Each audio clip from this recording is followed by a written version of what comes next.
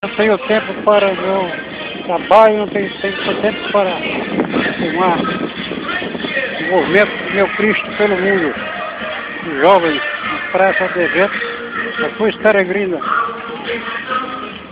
Movimento Mundial dos Jovens, entregue pelo Papa João Paulo II aos jovens.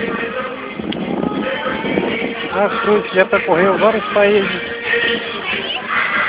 um ato de fé que tem que pregar até no telhado a palavra de Jesus.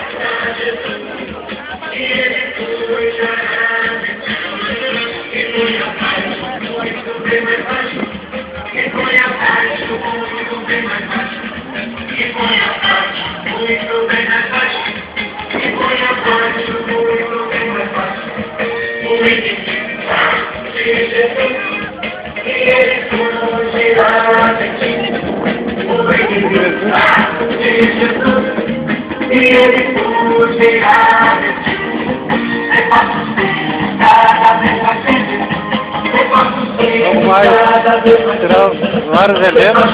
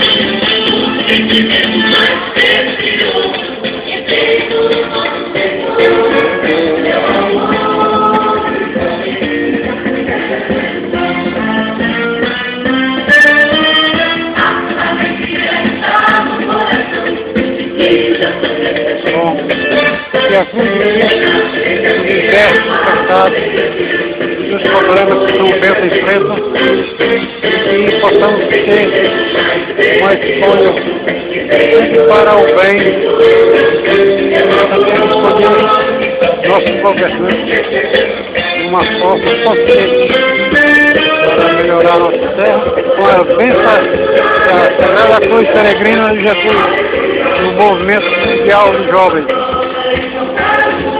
Estado de São Bento para o mundo. Canal São Bento.